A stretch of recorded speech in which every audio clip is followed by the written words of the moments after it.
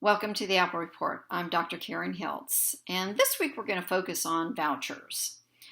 Now, in the scheme of things, I don't necessarily equate vouchers specifically to school choice programs, because to me, vouchers are more of a funding mechanism or a tool that supports the legislative programs that states enact within their states.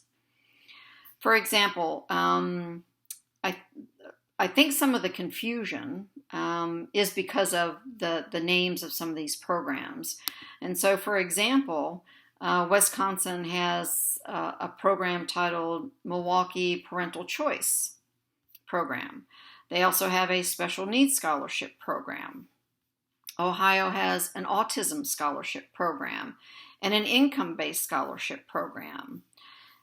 Louisiana has a scholarship program. They also have a school choice program for certain students with exceptionalities. So the names of the programs, I think, are somewhat confusing from the perspective that all scholarships are not funded by vouchers. Okay, vouchers are again a funding mechanism to allow public funds to be utilized to send children that meet the criteria under the legislative programs, to attend a private school of their choosing.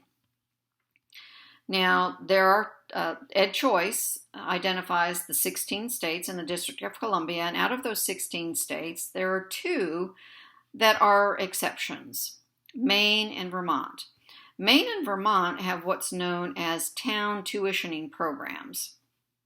And what these programs afford children in those states is that if the division doesn't have a public school, then they can use the funded allocation per child and send that child to a private school within that division if there is one.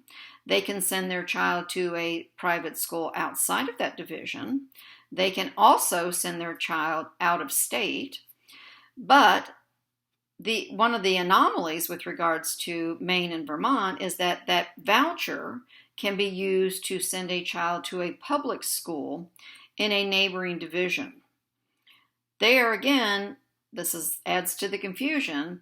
Vouchers are primarily used for funding private education options, but in the case of Maine and Vermont, and this goes back to the 1800s, by the way, in the case of Maine or Vermont, vouchers are used to fund both public and private institutions.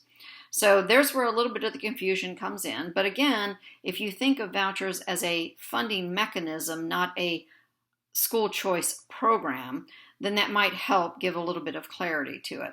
Again, words are important, language is important. And I want to share a case with you, a U.S. Supreme Court case that was decided in 2002, and it is the Zellman versus Simmons-Harris, and it was a challenge to the Cleveland Scholarship Program in Ohio. The challenge was that the scholarship program was unconstitutional under the First Amendment or the Establishment Clause, because the family associated with this case used that voucher, was awarded that voucher, used that voucher, and sent their child to a private religious institution. Now, we've talked about Blaine Amendment language in state constitutions, that public money can't be used to educate in a private religious institution or any religious institution.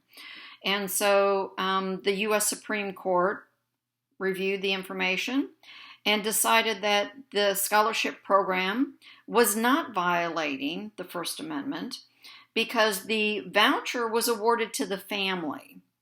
And the family had the freedom to choose the institution that they wanted to send their child to. They could choose a secular private school, they could choose a religious private school, but the voucher was awarded to the parents, and the parents had the freedom to choose.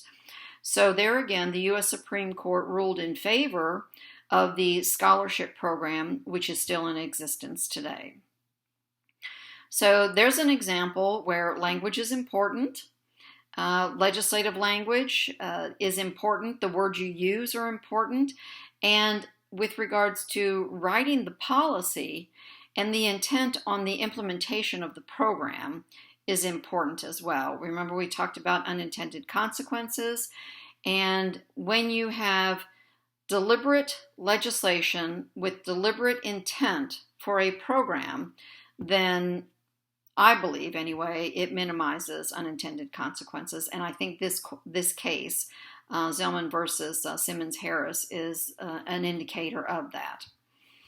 So I hope that this was informative.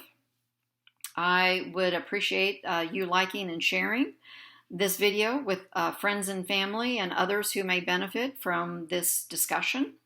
And I look forward to speaking with you next week on another topic that is part of the school choice platform, and that is different from traditional public education. Thank you.